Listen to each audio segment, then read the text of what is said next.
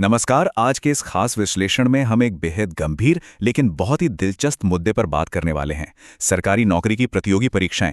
सुनने में ही कितना भारी लगता है ना? सफलता पाना यहाँ कोई आसान खेल नहीं है। आज हम अपनी सोर्स मटेरियल के आधार पर उसी 1% रणनीति का पूरा कच्चा चिट्ठा खोलेंगे। बिना किसी बहाने या शॉर्टकट के हम उस सटीक ब्लूप्रिंट को डिकोड करेंगे जो इस भयंकर कंपटीशन को मात देने के लिए सच में काम आता है। तो चलिए बिना किसी देरी के सीधे मुद्दे पर आते हैं। तो आज की हमारी इस चर्चा का रोड मैप कुछ इस तरह रहेगा। हम इसे 5 हिस्सों में कवर करेंगे। पहला, द ब्रूटल रियलिटी, यानी वो कड़वी सच्चाई। दूसरा, द 3 पिलर्स। फिर तीसरा, एनवायरनमेंट एंड स्ट्रैटेजी। चौथा, स्पीड एंड कैलकुलेशन। और आखिरी में 5वां हिस्सा, द अल्टीमेट पाथ। शुरुआत करते हैं हमारे पहले हिस्से से, द ब्रूटल रियलिटी। देखिए, सबसे पहले तो इस कड़वी सच्चाई को स्वीकार करना होगा कि इन प्रतियोगी परीक्षाओं की दुनिया बहुत बहुत निर्दयी है। सोर्स डेटा एक बहुत ही चौंकाने वाला आंकड़ा देता है। 99% लोग इन एग्जाम्स में फेल हो जाते हैं। जी हां, 99%। लेकिन एक सीरियस एस्पिरेंट को फेल होने वाले और पास होने वाले दोनों ही ग्रुप्स को स्टडी करना चाहिए। जो 99% फेल हुए वो हमें सिखाते हैं कि क्या नहीं करना है, और जो 1% सिलेक्ट हुए हैं उनसे हमें वो ब्लूप्रिंट मिलता है जिसे फॉलो करना है। हमारी सोर्स सामग्री स्पष्ट कहती है कि कंपटीशन की इस दुनिया को बहानों से कोई फर्क नहीं पड़ता, चाहे पैसे की कमी हो, किताबों का ना होना हो या परिवार का सपोर्ट न मिलना हो। सिलेक्शन लिस्ट में नाम तभी आएगा जब कोई बाकी सबसे बेहतर होगा। सिंपल सी बात है। अब एक सवाल उठता है, आखिर ये कट ऑफ हर साल आसमान के छू रहे हैं। अक्सर लोग अपनी असफलता के लिए पर्सनल कारणों को दोष देते हैं, लेकिन सोर्स में इसके पीछे कुछ बहुत ही ऑब्जेक्टिव यानी वास्तविक कारण बताए गए हैं। पहला, कई बार पेपर का लेवल आसान आ जाता है।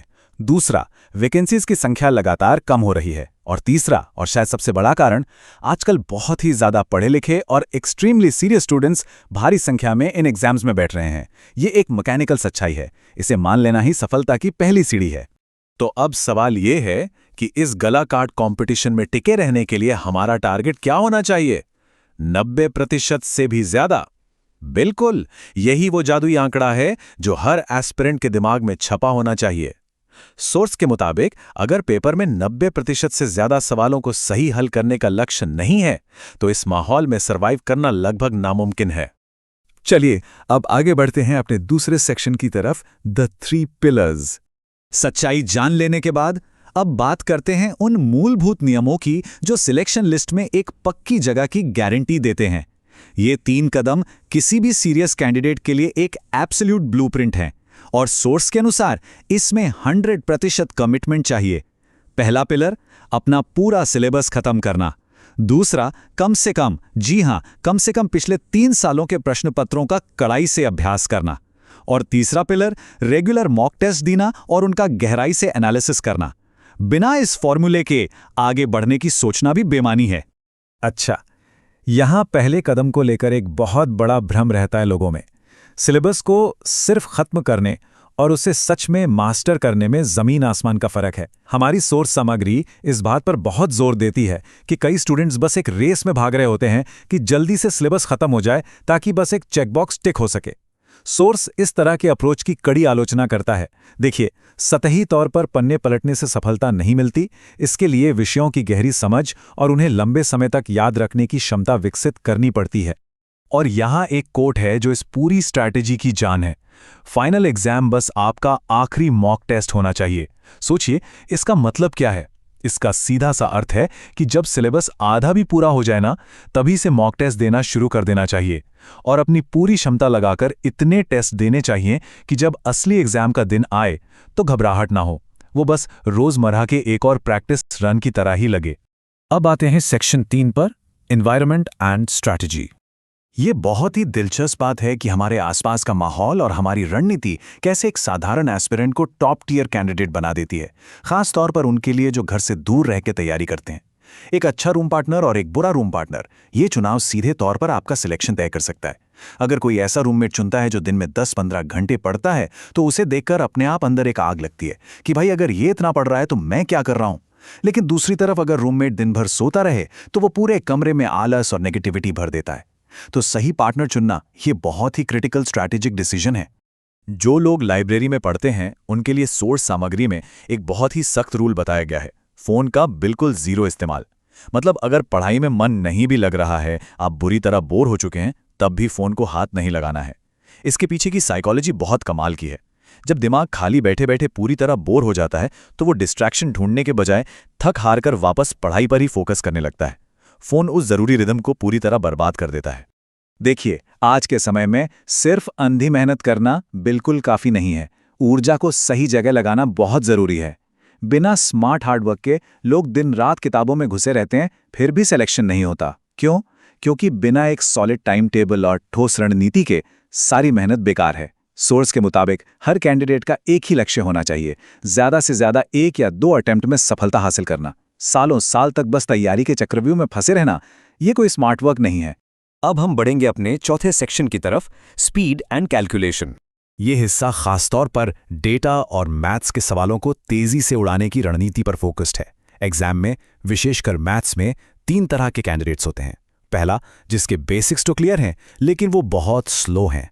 दूसरा, जो स्पीड तो बहुत दिखाता है लेकिन उसके पास डेप्थ वाली नॉलेज नहीं है। और तीसरा, जिसके पास ज्ञान की गहराई भी है और सवालों को सॉल्व करने की गजब की स्पीड भी है। अब आप खुद सोचिए, इस भयंकर कंपटीशन में सीट कौन ले जाएगा? जाहिर है, सिर्फ और सिर्फ ये तीसरा व्यक्ति। नॉलेज और स्पीड दोनों का डेडली कॉम्बिनेशन होना चाहिए। पर ये सुपरफास्ट स्पीड आएगी कैसे? इसके लिए कुछ बहुत ही सटीक टारगेट सेट करने पड़ते हैं। दशमलव और लंबी चौड़ी कैलकुलेशंस का डर भगाने का एक ही तरीका है। 50 तक के स्क्वायर्स यानी वर्ग, 30 तक के टेबल्स यानी पहाड़े और 25 तक के क्यूब्स। ये सब बिल्कुल उंगलियों पर रटे होने चाहिए। और ध्यान रहे, सोर्स के मुताबिक ये कोई सलाह नहीं है, ये स्पीड बढ़ाने का एक स्थापित नियम है जिसे फॉलो करना ही होगा। और इस स्पीड को पक्का करने का बेंचमार्क क्या है? वो नंबर है 60 से 70। सोर्स स्पष्ट रूप से कहता है कि एक सॉलिड कैलकुलेशन स्पीड बनाने के लिए एस्पिरेंट को लगातार 6 महीने तक हर दिन 60 से 70 मैथ्स के सवालों का अभ्यास करना ही पड़ेगा। ये 1 या 2 दिन के जोश वाला काम नहीं है, ये थोड़ा ब्रूटल है लेकिन बिल्कुल अचूक उपाय है। और अब हम पहुंच गए हैं अपने आखिरी हिस्से पर, सेक्शन 5, द अल्टीमेट पाथ। इस पूरी चर्चा के अंत में हमें उस माइंडसेट को समझना होगा जो इन सभी मुश्किलों को पार करने के लिए चाहिए होता है। तैयारी करना ना बिल्कुल एक साइकिल चलाने जैसा है। जब तक आप पैडल मारते रहेंगे, साइकिल आगे बढ़ती रहेगी और बैलेंस बना रहेगा। लेकिन जैसे ही आपने पैडल मारना बंद किया, मोमेंटम टूटा और साइकिल धड़ाम। फिर से शुरू करने का मतलब है वापस जीरो से शुरुआत करना। इसीलिए पढ़ाई के रूटीन में एक छोटा सा ब्रेक भी आपकी पूरी प्रोग्रेस को मिट्टी में मिला सकता है।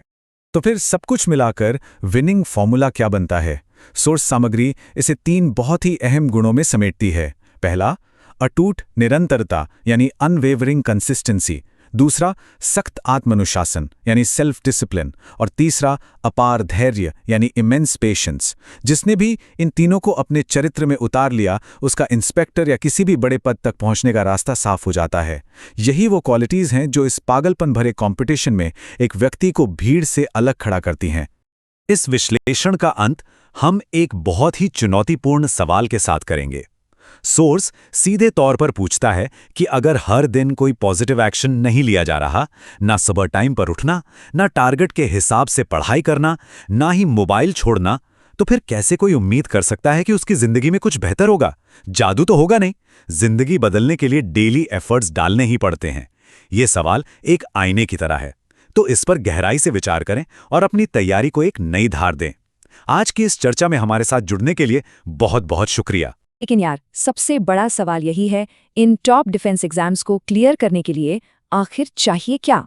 सिर्फ किताबी ज्ञान नहीं, हमें उस इंसान का तजुर्बा चाहिए जिसने खुद ये मंजिल हासिल की हो। और इन्होंने ऐसा किया है। AFCAT, CDS, CGCAT और SSC CPO जैसे टफ एग्जाम्स खुद क्लियर किए हैं। बिल्कुल, इन्हें 14 SSB इलाहाबाद से सीधे ऑफिसर्स ट्रेनिंग एकेडमी यानी OTA के लिए रिकमेंड किया गया था। इसीलिए यहाँ सिर्फ हवाई बातें नहीं होती, सीरियस एस्पिरेंट्स को एकदम जेन्युइन इन्फॉर्मेशन और प्रैक्टिकल स्ट्रैटेजीज मिलती हैं। सही डेटा और आजमाए हुए तरीके, बस यही दोनों मिलकर हमारी तैयारी को एकदम सही दिशा देते हैं। डिफेंस और सरकारी जॉब्स के रेगुलर अपडेट्स के लिए लाइक, शेयर और सब्सक्राइब करना तो बनता है। तो क्या कल के चैंपियंस इस गाइडेंस का फायदा उठाएंगे? तैयारी करते रहिए और जय हिंद।